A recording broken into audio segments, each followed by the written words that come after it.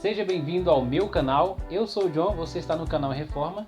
Nós estamos tratando aqui no canal de uma série de questões cruciais do R6 Pro. Temos falado em outros vídeos anteriores acerca de muitos temas que são importantes para o cristianismo e nós tentamos aqui trazer uma análise simplificada de forma coerente com as escrituras sagradas. Então você que nos acompanha, muito obrigado pelo carinho da sua audiência. E você que já é inscrito no canal, muito obrigado. Você que ainda não se inscreveu, se inscreva, deixe o seu like, deixe o seu comentário, compartilhe os nossos vídeos e vamos para a análise. Na introdução do seu livro, R6 Pro fala que nesses dias, quase toda a discussão importante sobre a ética começa com uma análise da situação caótica da cultura moderna. Até escritores e filósofos, diz ele, escritores seculares, estão exigindo algum tipo de acordo básico sobre comportamento ético. O limite de erro da humanidade, eles dizem, está diminuindo a cada dia e a nossa sobrevivência está em jogo. Muitas nações têm armas nucleares ou estão perto de tê-las, o que além da ética os impedirá de usar essas armas. Esta realidade severa está se agravando a cada dia e pela profusão da injustiça social. Em muitas áreas, pelo surgimento de terrorismo internacional e pelo declínio geral de valores pessoais e sociais. Sproul argumenta no seu livro que decisões éticas permeiam todos os aspectos das nossas vidas. Nenhum campo ou carreira está imune ao julgamento ético. Na política, na psicologia, na medicina, decisões éticas estão sempre regularmente sendo tomadas. Ações legislativas, política, economia, currículos acadêmicos, conselhos psiquiátricos, tudo envolve considerações éticas. Todo voto depositado na urna, você sabia? A sua votação marca uma decisão ética. Então, baseados em que devemos tomar essas decisões éticas? E surge essa pergunta para que nós possamos pensar nisso. Como? Em que eu me baseio a minha ética? A minha ética se baseia em quê? É neste ponto que entra teorias éticas que tentam abordar vários tipos de éticas. Existe a ética humanista e outros tipos de éticas que vai sendo colocada na sociedade e nós precisamos ter um entendimento correto sobre a ética, especialmente a ética cristã, já que somos cristãos e devemos andar segundo a ética cristã. Então, baseado nessas perguntas, R6 Pro vai falar sobre ética e moral. Ele define ética como sendo uma ciência normativa e a moralidade sendo uma ciência descritiva. Então há uma diferença entre essas duas palavras. Então, numa abordagem humanista de ética, o bem mais elevado é definido como aquela atividade que é mais autenticamente humana. Então a ética humanista ela vai estar mais relacionada à moralidade estatística. Já a ética cristã ela está baseada numa antítese entre o que é e o que deve ser. Vemos o mundo como caído. Uma análise do comportamento humano caído descreve o que é normal, a situação anormal da corrupção humana. Deus nos chama do indicativo por meio dos seus imperativos. Somos chamados à inconformidade, uma ética transformadora que anula o status quo. Onde encontramos então o padrão ético bem definido? O cristão, em última análise, busca o conhecimento do caráter de Deus, cuja santidade deve ser refletida em nossos padrões de comportamento. Em Deus há o certo e há o errado, absolutos bem definidos. Então está aí o ponto onde a gente deve encontrar toda a ética para nossas vidas. Está no próprio Deus. No segundo tópico do livro, R6 Pro vai falar sobre a ética revelada. No âmago da ética cristã, há a convicção de que a base inabalável para conhecermos o verdadeiro, o bom e o correto é a revelação divina. O cristianismo ele não é um sistema de vida que opera na base da razão especulativa ou de conveniência pragmática.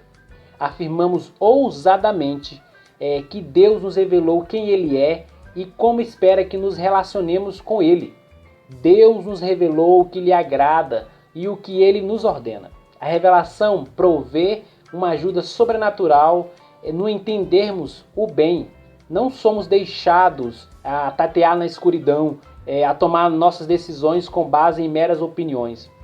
E nós reconhecemos também que o abandono da revelação divina tem levado nossa cultura moderna ao caos da questão da ética cristã. As decisões éticas que fazemos afetam a vida de pessoas, moldam, influenciam a personalidade e o caráter humano. Os psiquiatras nunca entenderão a alma humana no mesmo grau em que o Criador entende aquilo que criou. Deus conhece a nossa estrutura. Foi Ele quem nos criou tão admirável e maravilhosamente. Todas as nuances e complexidades que envolvem o nosso senso se unem para produzir uma personalidade humana bem conhecida, em seus detalhes íntimos pela mente de Deus. No terceiro tópico do livro, R.C. Sproul fala sobre legalismo e antinomianismo. Estar no caminho estreito não quer dizer que devamos ter uma mentalidade estreita. Ter uma mentalidade estreita revela uma mente inclinada a fazer julgamentos e uma mentalidade crítica que está muito aquém do ideal bíblico de amor. Andar no caminho estreito envolve não uma atitude mentalmente distorcida, e sim um entendimento claro do que a retidão exige. Ou andamos na linha da retidão, ou tropeçamos para a esquerda ou para a direita. Nós desviamos para o legalismo ou para o antinomianismo. Então, o que é legalismo? Legalismo é a distorção, e essa distorção da palavra de Deus, ela assume várias formas. A primeira é a remoção da lei de Deus de seu contexto original. O cristianismo ele fica reduzido a uma lista de faça e não faça, um sistema codificado de moralismo rígido que é divorciado do contexto de aliança de amor. E uma segunda dimensão de legalismo envolve a separação entre a letra da lei e o espírito da lei. Lembra que Jesus falou sobre isso no Sermão do Monte? Ele pega os fariseus e ele começa ali a ensinar também para todo aquele povo sobre o espírito da lei. Então não basta que a pessoa piedosa ela só obedeça às meras exterioridades da lei. É preciso que ela entenda a profundidade da lei, o espírito por detrás da lei. A distinção entre espírito da letra envolve a questão de motivo. Qual o motivo por detrás da obediência ou qual o motivo por detrás também da desobediência? Então precisamos pensar acerca disso também. O terceiro sentido também de legalismo está na questão do acréscimo. Acrescentar leis à lei de Deus. Ou seja, a gente acrescenta leis à lei de Deus e ainda diz que essas leis são divinas. Existem muitas igrejas que fazem isso. Existem muitas pessoas que fazem isso e que é errado. Usar leis e dizer que são leis divinas, sendo que não são. Sendo que são acréscimos, sendo que são tradições apenas dos seres humanos. Outra forma de distorção da ética cristã é o antinomianismo, que é a rejeição da lei da lei. Assim como o legalismo ele distorce a ética bíblica em uma direção, assim também o antinomianismo distorce na direção oposta. O antinomianismo significa ser contra a lei. Existem também muitas formas de antinomianismo. O primeiro tipo é o libertinismo, que é a ideia de que você não está mais obrigado a obedecer a Deus de maneira alguma. E alguns usam a justificação pela fé para defender esse absurdo, dizendo se sou justificado, então eu não preciso mais fazer nada para agradar a Deus. Isso é uma distorção da palavra de Deus. Um segundo ponto de antinomianismo pode ser chamado de espiritualismo gnóstico, que é uma variação sutil do gnosticismo na igreja. Os cristãos evangélicos caem frequentemente na armadilha de afirmar que o Espírito de Deus os leva a fazer coisas que são notariamente contrárias à palavra de Deus escrita. Então isso é uma espécie de gnosticismo. Quando você diz que o Espírito de Deus está te conduzindo a fazer coisas que são contrárias ao que a palavra de Deus diz. E existem muitos cristãos que fazem isso. Um terceiro exemplo de antinomianismo que teve um impacto profundo na comunidade cristã no século XX foi o surgimento da ética situacional. Atualmente ela é conhecida por outro nome, que é a nova moralidade. Em resumo, ela traz a ideia de que há ocasiões em que o homem tem de ignorar seus princípios e fazer a coisa certa. A lei do amor é o princípio ético dessa ramificação do antinomianismo.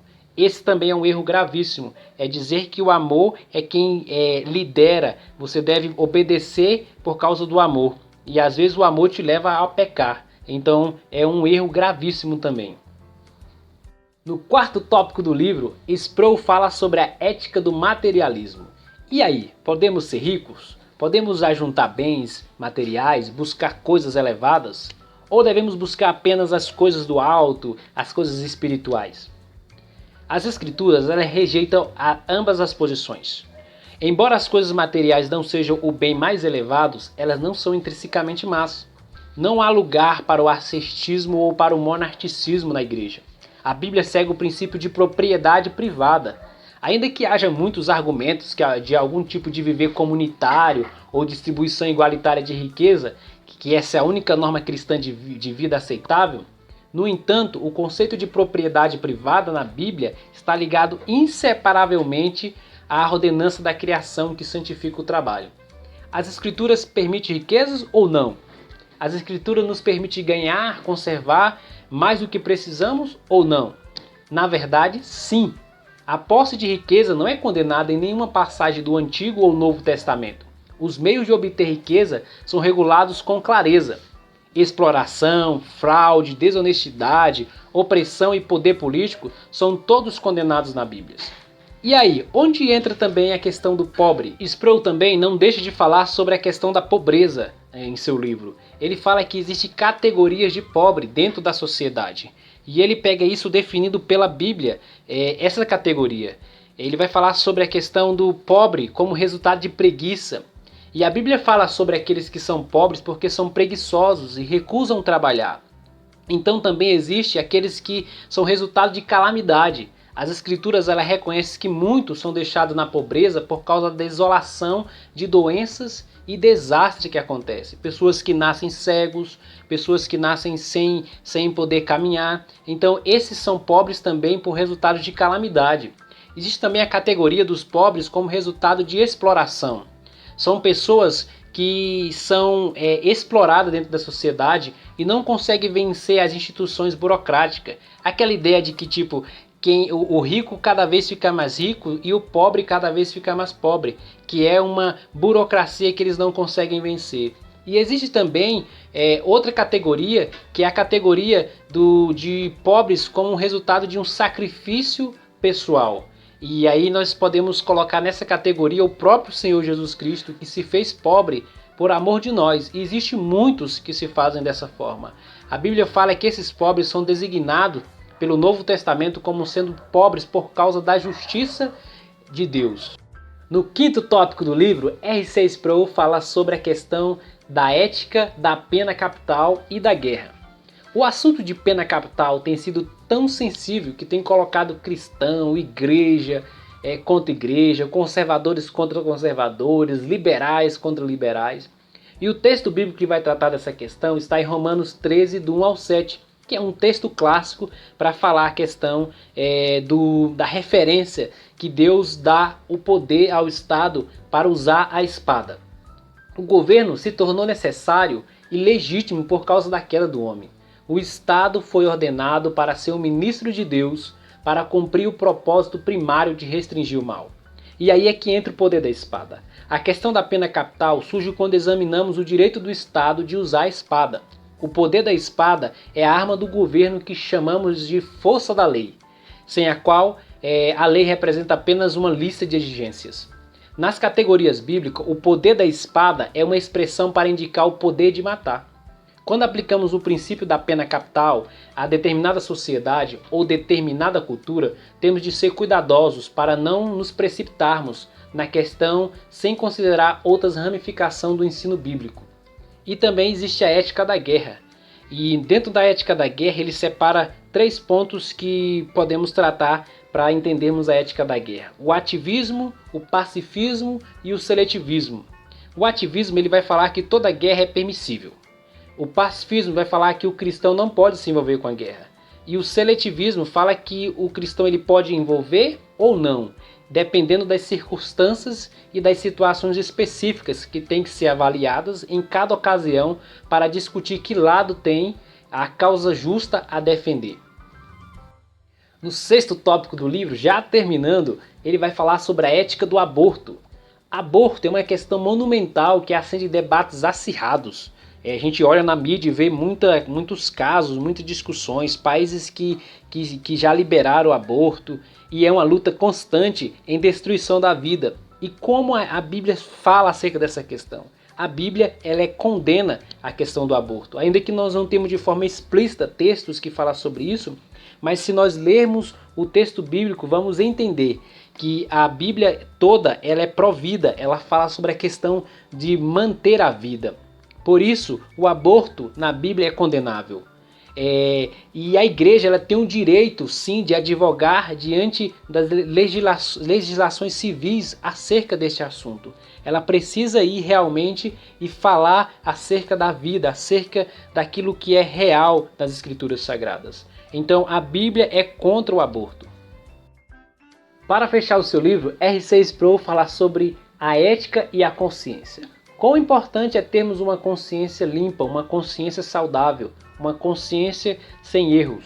Lutero, quando ele foi pedido para se retratar diante dos seus escritos, ele disse: minha consciência é cativa pela palavra de Deus. Agir contra a consciência não é certo e nem seguro. O R.C. Sproul ele vai falar sobre a questão da nossa consciência. Às vezes ela pode estar errada, ela pode estar entrando em caminhos errados e está pecando. Mas nós não devemos achar que a consciência ela é má. Nós devemos pensar a consciência de uma forma correta, de uma forma certa, segundo a palavra de Deus. Então, para concluir tudo isso que nós vemos aqui nesse livro, nós podemos adquirir esse conhecimento e viver no mundo de forma correta, de uma forma que agrada a Deus, através da sua palavra revelada a nós. Então, se você gostou de tudo isso que nós falamos aqui, eu peço a você que você deixe o seu like, deixe o seu comentário, compartilhe os nossos vídeos. Ainda que foi uma síntese do livro, não foi tão detalhado, mas se você quer adquirir esse livro, como eu falei no início, você pode comprá-lo e pode ler e se aprofundar mais nessa temática. Que Deus te abençoe e até a próxima, se Deus quiser.